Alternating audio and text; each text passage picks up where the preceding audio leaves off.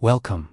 As you settle into the calm of this moment, take a few deep breaths, letting the gentle rhythm of the air fill your lungs and ease any tension from your body. You've chosen to embark on a journey through history, a journey where time itself seems to slow, where the past whispers its stories in a way that feels almost like a lullaby. Today, we will explore a time that is often romanticized, celebrated as a golden age, the Renaissance. This period, stretching from the 14th to the 17th century, is seen by many as the rebirth of culture, art, and learning in Europe. But as we delve into the details, you might find that the Renaissance is not a simple tale of progress and enlightenment, but a complex, layered story filled with contradictions, struggles, and dreams.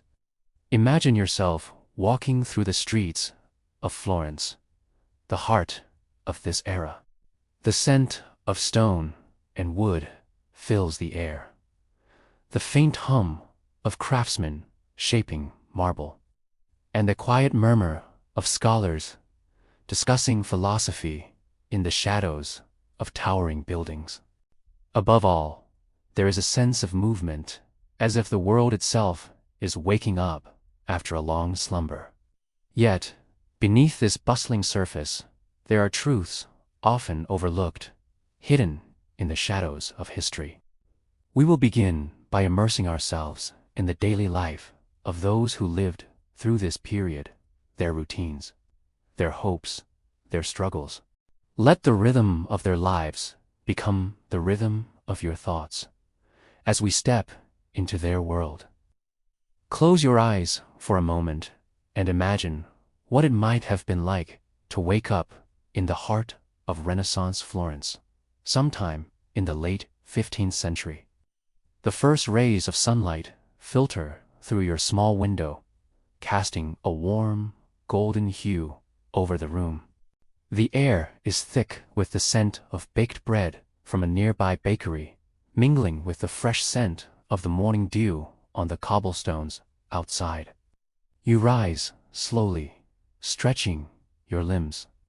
Your bed, though humble, is filled with the comforting weight of a woolen blanket. The sheets are rough, not soft as the ones you might be accustomed to today.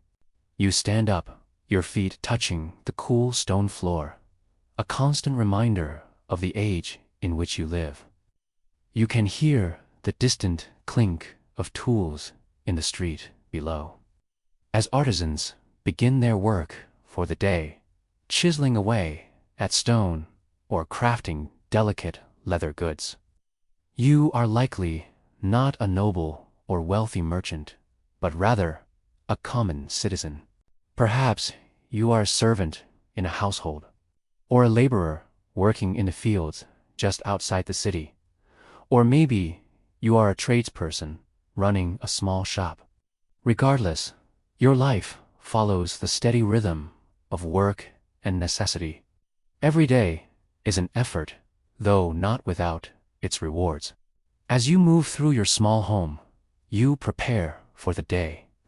Water is scarce, and bathing is a luxury reserved for the wealthy. You wash your hands in a wooden bowl, the water slightly chilly, a stark contrast to the warmth of the sun that begins to rise higher in the sky. The sounds of the city grow louder, now horse hooves clattering on the stone streets. The occasional shout of a merchant hawking his wares. Outside your window, the buildings loom tall, constructed from heavy stone and brick, many with narrow windows and sloping roofs. The city seems to be alive, with every corner offering a new sensory experience, the smell of roasting meat, the sight of children running between market stalls, the faint hum of conversation in a language you are learning to understand. Your breakfast is simple, perhaps some coarse bread with a bit of cheese or fruit. depending on what you can afford. The bread is dense, heavy, and filling, made from flour, ground in local mills that you may have visited once or twice. If you're lucky, you might have a small piece of salted meat or some eggs, though these are rarities for those of modest means. The water you drink is likely drawn from a nearby well, not the fresh, filtered streams you might imagine from modern life, but water, nonetheless, cool and refreshing after a long night's rest. As the day unfolds, you find yourself among the bustling crowds of Florence. The city is a blend of ancient and new, the classical remnants of Roman architecture peeking out from behind the rising Renaissance buildings. The streets are narrow, and the air is often thick with dust from the bustling activity of the market. You might stop to listen to a local scholar giving a brief lecture on the new works of art being painted by the masters.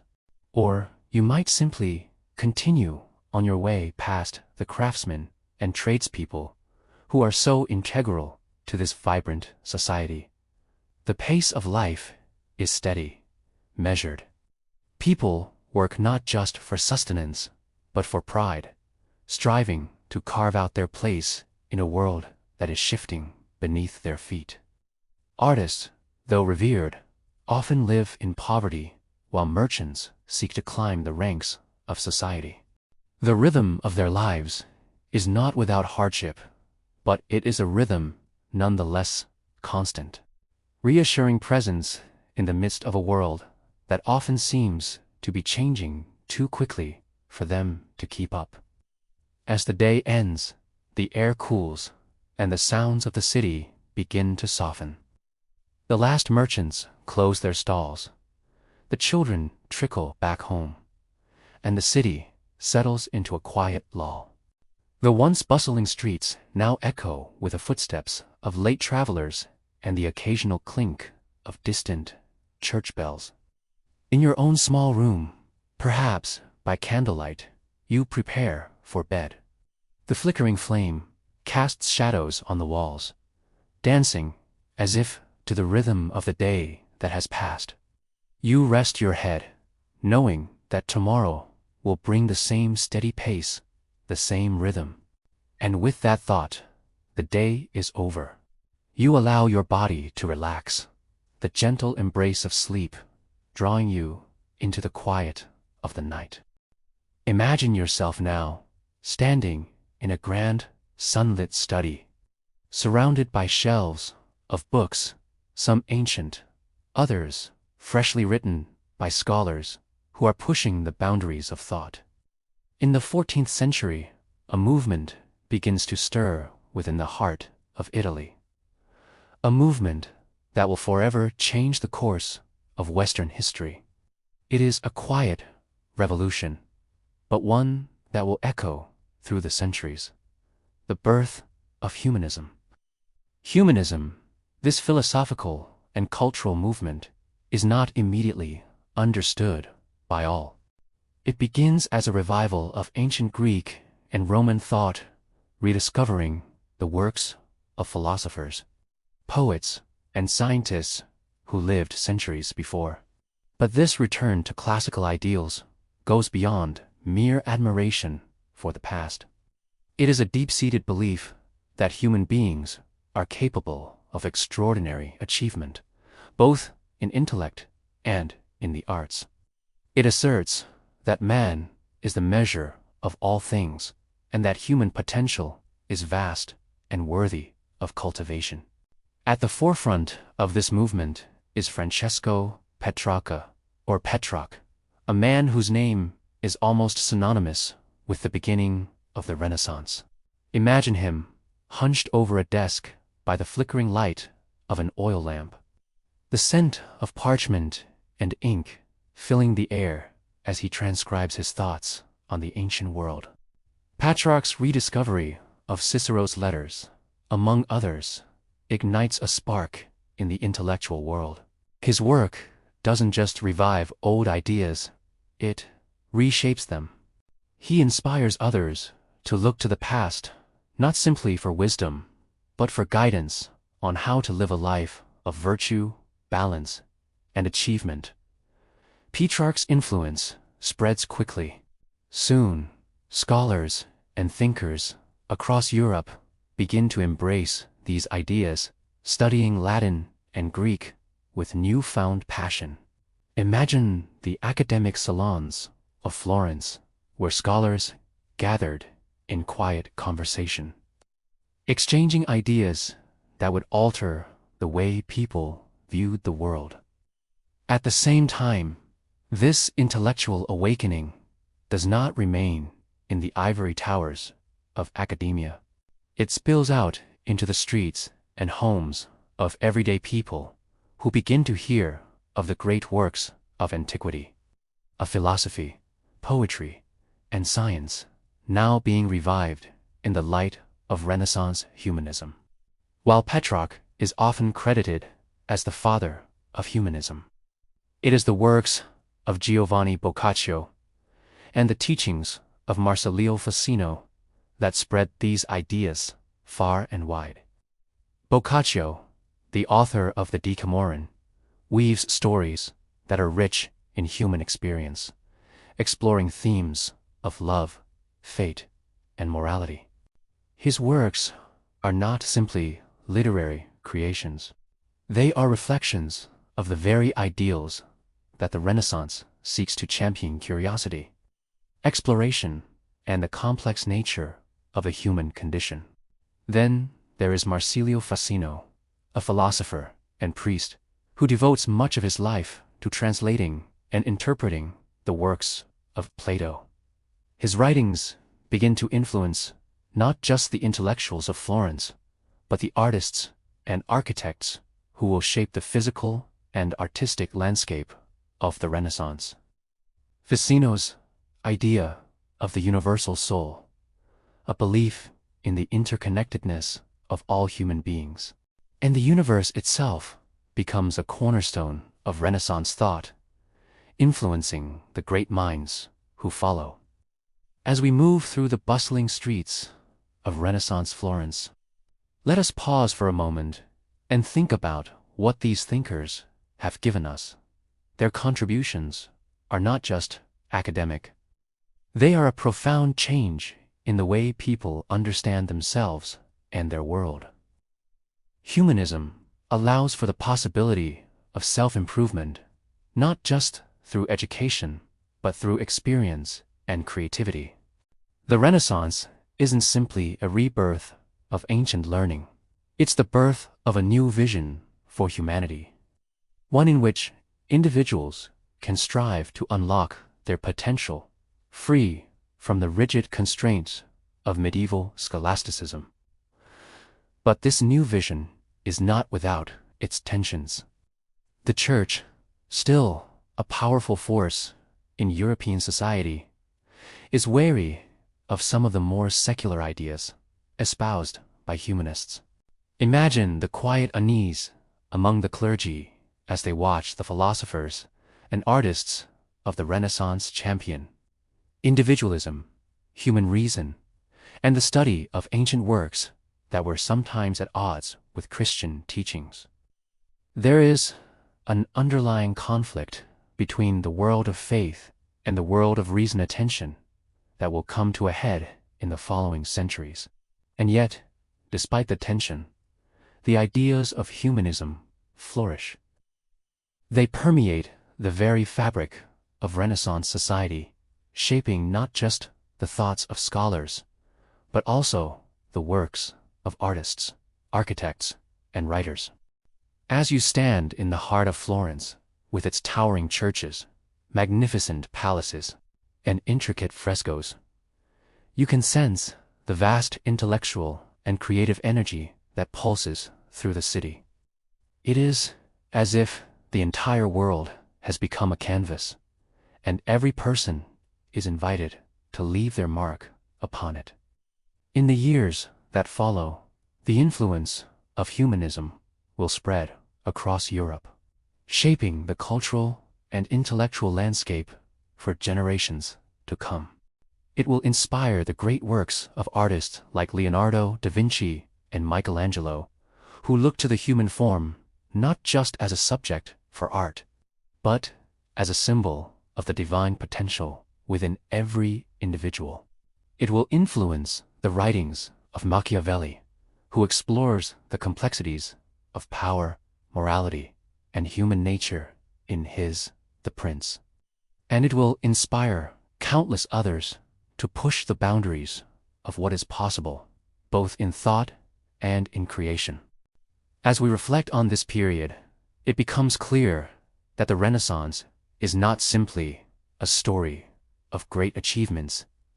It's a story of change, of breaking away from old ways of thinking and embracing new possibilities. It is a story of the human spirit in all its complexity, seeking to understand itself and the world around it. Now, let us shift our gaze from the bustling streets and intellectual salons to the mysteries that remain hidden beneath the layers of time.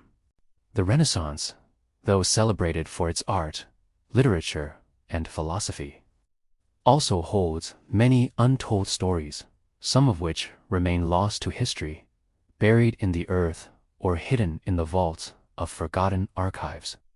These lost treasures, whether they be pieces of art, manuscripts, or entire cities, are a testament to the fragility of even the most illustrious eras. Let us begin with the story of the Book of Secrets, a mysterious manuscript believed to have been created during the Renaissance. It was thought to be a guide to alchemy, astrology, and other arcane arts, containing knowledge that was considered far ahead of its time. The book, rich with cryptic symbols and obscure diagrams, has never been fully understood. Some believe it to be a work of fiction, a fanciful creation designed to intrigue and deceive. Others, however, speculate that it was a hidden repository of forbidden knowledge, locked away by those who feared its power. The origins of the Book of Secrets remain a subject of great debate. It is said to have been written by a mysterious alchemist who worked in the shadows of Renaissance Italy. But no one knows for certain who the author was or why the book was concealed so carefully. If the book truly contained a key to hidden wisdom, then its absence from the known historical record becomes even more intriguing. Imagine the weight of that lost knowledge, now lost to time, awaiting rediscovery, perhaps never to be found. Another treasure lost to time is the legendary Sistine manuscript, a document that was rumored to have been created during the same period as the Sistine Chapel ceiling. According to some accounts, sketches that might have offered insight into the artist's process and vision for the ceiling. The manuscript, however, disappeared shortly after the completion of the chapel, and despite several efforts to locate it, it remains a mystery. Scholars have long speculated that the manuscript might still be hidden away in a forgotten corner of the Vatican, perhaps tucked beneath other ancient texts or concealed within a collection of unrelated works. As we reflect on the mystery of the Sistine manuscript, though the Sistine Chapel ceiling remains one of the most iconic masterpieces of the Renaissance, we cannot help but wonder how much more Michelangelo may have left behind, hidden in the darkened corners of forgotten libraries or archives. There are those who believe that to understand the true extent of Michelangelo's genius, we must first uncover the hidden manuscripts that have long eluded us. But the Renaissance holds mysteries not only in the realm of art, but in the very architecture of the period. Take, for example, the enigmatic Pazzi Chapel in Florence. This small, yet architecturally significant structure, designed by Filippo Brunelleschi, was meant to be a simple, yet elegant place of worship. Yet, as many visitors have noted, there is something strange about the proportions of the space. Some argue that the chapel contains hidden mathematical symbols embedded into the very design, which point to a deeper, esoteric meaning. Perhaps the most famous of these theories is that the chapel's design is encoded with references to the mystical number phi, the golden ratio, which represents a balance of harmony and beauty in the natural world. The golden ratio was in fact revered by many of the great artists and architects of the Renaissance, and some believe that Brunelleschi might have incorporated these proportions into his work as a way of aligning the chapel with a higher divine order. Whether these claims are true or not, the chapel remains an enduring symbol of the hidden knowledge that permeates Renaissance art and architecture. In addition to the mysteries found within individual works of art and architecture, there is the lingering enigma of entire cities that once flourished during the Renaissance, only to be lost to time. One such city is Renaissance Venice, with its labyrinthine canals and architectural splendor. Today, Venice is a thriving tourist destination, but much of its Renaissance past has been obscured by the passage of time. The grand palaces that once lined the canals have been eroded by the relentless salt water, and many of the Renaissance-era buildings have suffered from neglect and decay. What treasures lie beneath the waters of the canals? Archaeologists have long speculated that many of the city's most precious artifacts were lost to the sea during floods, invasions, and earthquakes.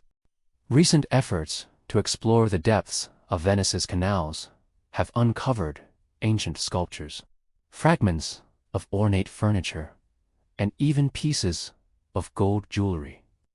These discoveries offer a glimpse into the opulent world that once thrived in the city. But they also remind us of the fragility of time and the impermanence of even the most magnificent civilizations. The quest to uncover the lost treasures of the Renaissance is not just about finding objects. It is about uncovering the deeper meanings behind them. As you imagine these hidden fragments of history, the manuscripts, the artworks, the cities lost to time, take a moment to reflect on the knowledge we have yet to recover. Every time we uncover something new, we are not just learning about the past. We are learning about ourselves, our own capacity for creativity, and the ways in which history shapes our present. As we move through the streets of Florence once again, let's imagine the contrast between two very different worlds. One world is hidden behind the towering stone walls of magnificent palaces, where art, philosophy, and science are pursued with fervor. The other is lived in the open, where the daily struggles of common folk unfold with little recognition. These two worlds, though separated by only a few streets, are as distant from one another as night and day. The elite of the Renaissance, those who shaped the cultural and intellectual landscape, lived a life of opulence, while the common people, the artisans, the peasants, and the servants, experienced a world that was more humble, often harsh, but no less essential to the heartbeat of the Renaissance. Picture yourself in the home of a wealthy Florentine merchant. You pass through an ornately carved door into a grand hall where the floor is polished marble and the walls are adorned with tapestries depicting mythological scenes. The air is rich with the scent of imported spices, and the light from large windows reflects off the golden frames of priceless paintings. The man of the house, a merchant, or perhaps even a banker, sits at a large oak table, examining ledgers. He wears a velvet doublet, his posture erect, as he speaks with his colleagues about the latest business dealings. This is a man of power, whose wealth allows him to shape the world around him not just through commerce, but through patronage of the arts and culture. Wealthy families, like the Medici, are at the center of this world. The Medici, patrons of the most famous artists of the Renaissance, like Botticelli, Leonardo da Vinci, and Michelangelo, not just business magnates. They are the ones who finance the great intellectual and artistic movements of the age. As you walk through this grand space, you might notice portraits of family members hanging on the walls, not just as a show of wealth, but as a symbol of their cultural and political power. The lives of the elite are interwoven with art, science, and philosophy. Their influence extending far beyond their own city into the courts and palaces of Europe. And yet, for all their power, their lives are not free from difficulty. The wealthy of Renaissance Italy are often caught in political intrigue, their fortunes rising and falling with the shifting allegiances of the city-states. Imagine the tension, the quiet whispers in the corridors of power, as alliances are made and broken, as rival families vie for dominance. Even in this world of wealth and privilege, life is precarious, and the shadows of ambition and betrayal are never far behind. Now, let us step out from this world of wealth and power and into the streets, where life is lived in a much different way. The streets of Florence are narrow and crowded. The buildings, though grand in their own right, are more modest than those behind the palace's walls. You find yourself in the market square, where the air is filled with the sounds of merchants shouting their wares, the clinking of coins, and the occasional rumble of a cart being pulled by oxen. The common folk, blacksmiths, weavers, bakers, and laborers move through the streets, their lives defined not by the pursuit of knowledge or art, but by the need to survive. The daily struggles of the common folk are a world apart from the intellectual and artistic pursuits of the elite. Their work is often physically demanding, their wages meager. The bread they eat is coarse, made from grain that has been ground in local mills. Their clothing is simple, their homes small and filled with the scent of smoke from the hearth. For them, art and culture are luxuries. Survival is the primary concern. And yet, despite the hardships they face, there is a quiet dignity in their lives. They, too, contribute to the rhythm of the Renaissance. Their labor fueling the wealth and cultural flourishing that surrounds them.